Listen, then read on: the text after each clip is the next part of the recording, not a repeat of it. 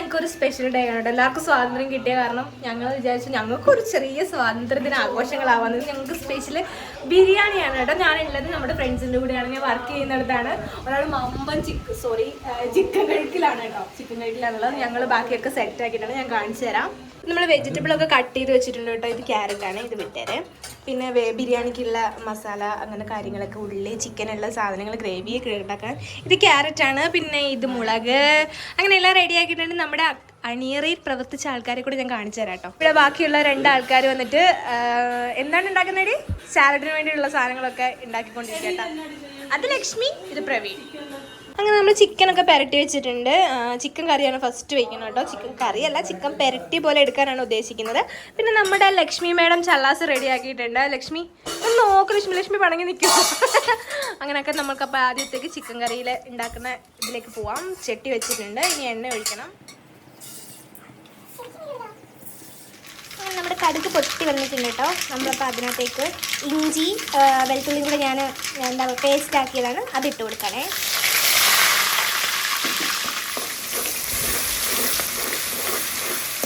നല്ല brown colour വരണം. വരുമ്പോഴത്തേക്ക് നമ്മൾ സവാള ഇടും. സവാള ഇട്ട് നല്ലോണം വൈറ്റ് എടുത്തിട്ടാണ് ബാക്കിയൊക്കെ തേക്കുണ്ടാവുക. നമ്മുടെ ഇഞ്ചിയും വെളുത്തുള്ളിയും കൂടെയുള്ള പേസ്റ്റ് നല്ല ബ്രൗൺ കളറിൽ വന്നിട്ട് നമുക്ക് അതിലേക്ക് നമ്മൾ എന്താ പറയുക, കുഞ്ഞുള്ളിയാണ് കേട്ടോ ഞാൻ എടുത്തിട്ടുള്ളത്. കുഞ്ഞുള്ളിയാണ് നല്ല ടേസ്റ്റാന്ന് പറഞ്ഞിട്ടുള്ളത്. അപ്പോൾ നല്ല ടേസ്റ്റ് ഉണ്ടാവും, ഒരു പ്രത്യേക ടേസ്റ്റ് വരും. കുഞ്ഞുള്ളിയും സവാളയും തമ്മിലുള്ള വ്യത്യാസം അതാണ്.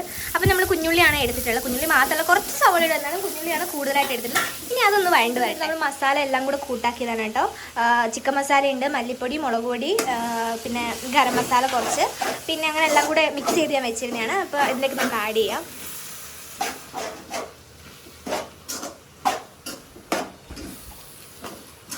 ഇനി ഇത് നല്ലോണം ഒന്ന് മൂത്ത് വരുമ്പോൾ നമ്മുടെ ചിക്കനിലേക്ക് പകർത്തിയിട്ട് നമുക്ക് പെരട്ടിയിട്ട് ആ ചിക്കൻ്റെ വെള്ളം ഊറി, നമ്മൾ വേറെ വെള്ളം ഒഴിക്കില്ല, ആ ചിക്കൻ്റെ വെള്ളം ഊറി തന്നെ വേവിച്ചെടുക്കുകയാണ് ചെയ്യുക. ബിരിയാണി തകൃതിയായിട്ട് നടക്കുന്നു ഗൈസ്. ബിരിയാണി ചിക്കൻ ലക്ഷ്മി ഇപ്പൊ നമ്മള് ആ പാത്രത്തിൽ കൊള്ളത്തില്ല കേട്ടോ. നമ്മള് വേറെ പാത്രത്തിലേക്ക് ചിക്കൻ ആക്കിയിട്ട് അതിലേക്ക് ഗ്രേവി വെച്ചിട്ട് നല്ലോണം ഒന്ന് മിക്സ് ചെയ്തിട്ട് പിന്നെ അതിനകത്തിട്ട് നമ്മൾ നിറച്ച് കഴിക്കാന്നാണ് വിചാരിക്കുന്നത്. ഗൈസ്, ഞങ്ങളുടെ ബുദ്ധിമുട്ട് കണ്ടോ ഗൈസ്?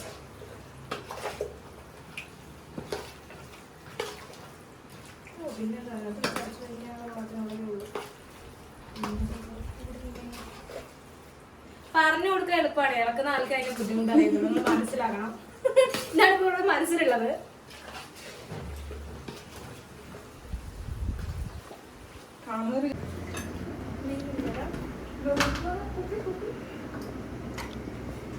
അടുക്കള ഒരു പൂരപ്പറമ്പായി ഗൈസ്. Sorry, kitchen.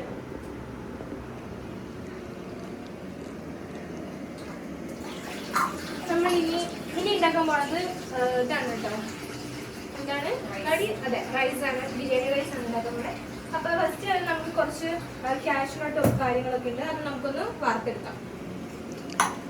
അപ്പൊ നമ്മള് എന്ത് ചെയ്യാൻ പോകുന്ന ചേച്ചി?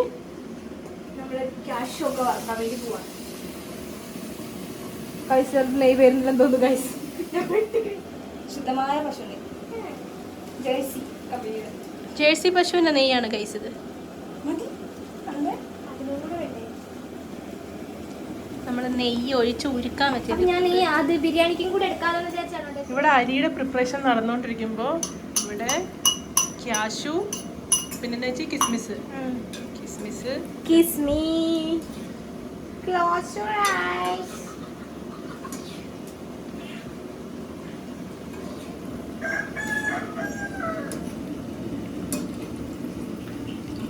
എന്താടി ബ്രൗൺ ആവാത്തെ? Too much. 5 പേരെന്തായിരുന്നു? ലക്ഷ്മി മറന്നുപോയി. പാത്രം ചരുവ അടുപ്പത്ത് വെച്ച് നമ്മള് കാഷ്യൂം കിസ്മിസും മറ്റേ വറുത്ത നെയ്യില് നമ്മൾ കുറച്ച് എണ്ണയും കൂടി ആഡ് ചെയ്തിട്ട് വെജിറ്റബിൾസ്, പട്ട ഇട്ടു. പട്ട, ഈ ഏലക്ക, പട്ട, പെരുംജീരകം, ഗ്രാമ്പു. ഈ ഇലയുടെ പേരെന്താ? ആവണക്കലയോ? കുമ്പിളുണ്ടാക്കില്ലേ, അതിന്റെ ഇലയാണ്. അത് കഴിഞ്ഞിട്ട് നമ്മൾ ക്യാരറ്റ് ആഡ് ചെയ്യുന്നുണ്ട്, ബീൻസ് ആഡ് ചെയ്തിട്ടുണ്ട്, പട്ട, ബീൻസ്, അയ്യോ സോറി, ക്യാരറ്റ്, ബീൻസ്, ഞാൻ എന്തൊക്കെയാണ് തകർക്കുന്നു. നന്നായിട്ട് കടുക് വറ.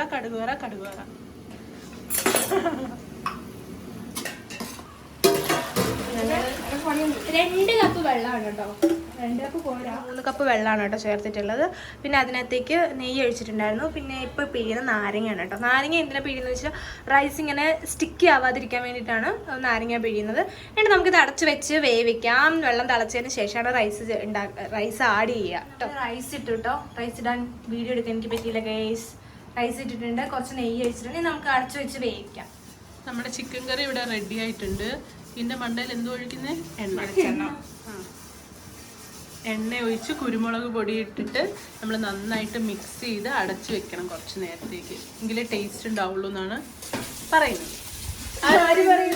ഈ നിൽക്കുന്ന വ്യക്തി പറയുന്നു.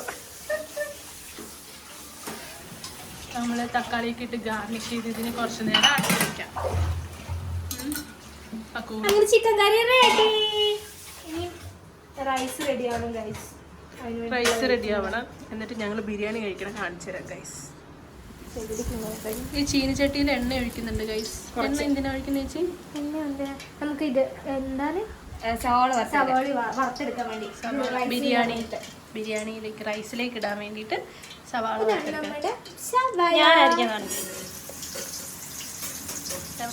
സവാള വറക്കുന്നു ഗൈസ്. റൈസ് അങ്ങനെ വെന്തു ഗൈസ്. നല്ല കളർഫുൾ ആയിട്ടുണ്ട്. നന്നായിട്ട് വെന്തു. ഇതിനകത്തെക്കാളൊക്കെ വിറ്റ് എന്താണെന്നറിയാമോ? ഈ നിൽക്കുന്ന വ്യക്തി ബിരിയാണി കഴിക്കൂല.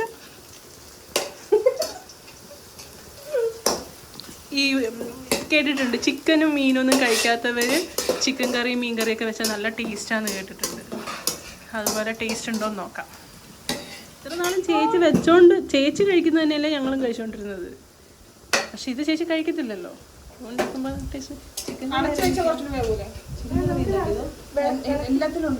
എല്ലാത്തിലും ചിക്കൻ കറിയിലും ബിരിയാണി റൈസിലും എല്ലാത്തിലും ഈ 2 കരങ്ങളുണ്ട്. നന്നായിട്ടുണ്ടെങ്കിൽ നിങ്ങളുടെ കൈകളുണ്ട്. അത് തന്നെ എന്റെ കൈയുണ്ട്.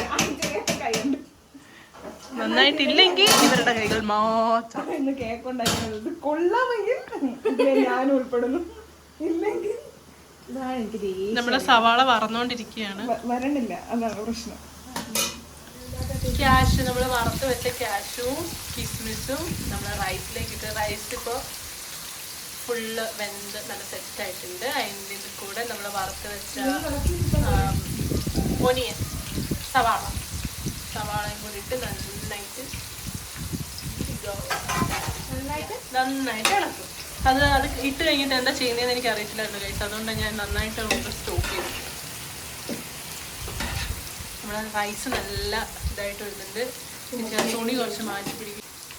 നമ്മളതിലേക്ക് നെയ്യ്, ശുദ്ധമായ ജേഴ്സി പശുവിൻ്റെ നെയ്യ് ഒഴിച്ചു കൊടുക്കണം.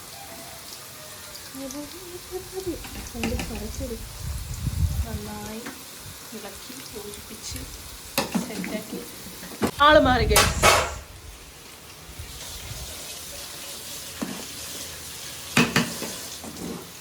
എന്നെ കൊണ്ട് ഇതിന് പറ്റും.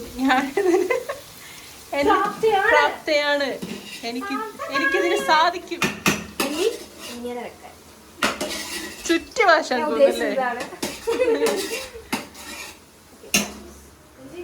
ഇല്ല, നിങ്ങളൊന്നും വിചാരിക്കണ്ട.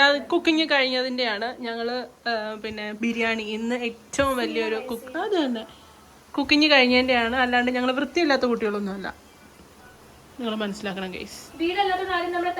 എങ്ങനെയിട്ടാലും അത് തന്നെ. എന്താണെന്നറിയോ, ഇതിപ്പോൾ ഇങ്ങനെ കാണിച്ചിട്ട് ഞങ്ങൾ അവസാനം ഞങ്ങളുടെ ബിരിയാണി വെപ്പൊക്കെ കഴിഞ്ഞിട്ട് ഈ കിച്ചൺ വൃത്തിയാക്കിയൊരു വീഡിയോയും കൂടെ ഞങ്ങൾ നിങ്ങളെ കാണിച്ചു തരും. അല്ല, ഞാൻ കുളിച്ചു ഗൈസ്. ഇനി ഞാൻ കുളിക്കാം. എങ്ങനെയുണ്ട് ഫുഡ്? ഇഷ്ടായിടാ?